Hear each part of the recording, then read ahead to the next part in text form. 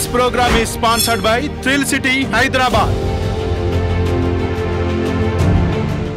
Namaste, welcome to Four Sides TV. China తమ ఆర్థిక వ్యవస్థను పునరుద్ధరించే ప్రయత్నాల్లో భాగంగా గట్టి నిర్ణయం తీసుకుంది. ఉత్పాదక రంగంలో విదేశీ పెట్టుబడులకు పూర్తిగా తలుపులు తెరుస్తోంది. అదేవిధంగా ఆరోగ్య రంగంలోనూ మరింత విదేశీ మూలధనానికి అనుమతించనుంది. ఈ మేరకు China national development and reform commission వెల్లడించింది.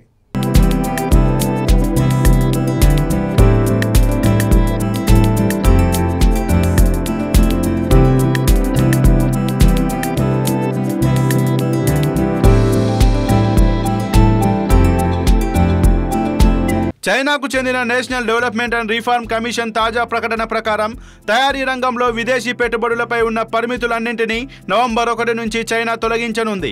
ముద్రణ కర్మాగారాలపై చైనీస్ మెజారిటీ నియంత్రణ, చైనీస్ మూలికా మందుల ఉత్పత్తిలో పెట్టుబడిపై నిషేధం వంటివి ఇందులో ఉన్నాయి. అదేవిధంగా సేవా రంగాన్ని కూడా మరింత విస్తరిస్తామని, విదేశీ పెట్టుబడుల ప్రవేశాన్ని ప్రోత్సహించడానికి చైనా ప్రభుత్వం కట్టుబడి ఉందని national development and reform commission తెలిపింది.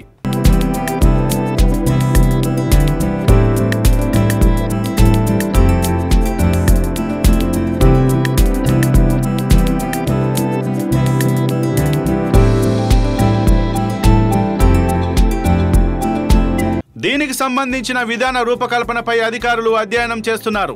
మరోవైపు చైనా తమ ఆరోగ్య సంరక్షణ రంగంలో మరిన్ని విదేశీ పెట్టుబడులకు అవకాశం కల్పిస్తూ పలు విధానాలు ప్రకటించింది.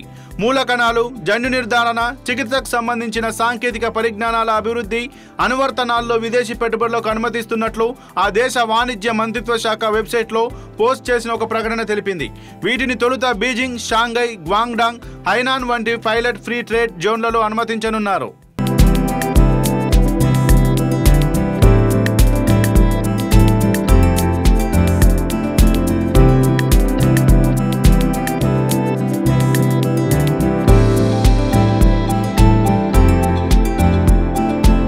దీంతో పాటు Beijing, Tianjin, Shanghai, Nanjing, Suzhou, Fuzhou, Guangzhou, Shenzhen, Hainan ద్వీపంలో పూర్తిగా విదేశీ యాజమాన్యంలోని ఆసుపత్రులను ఏర్పాటు చేసేందుకు కూడా చైనా ప్రభుత్వం అనుమతించింది.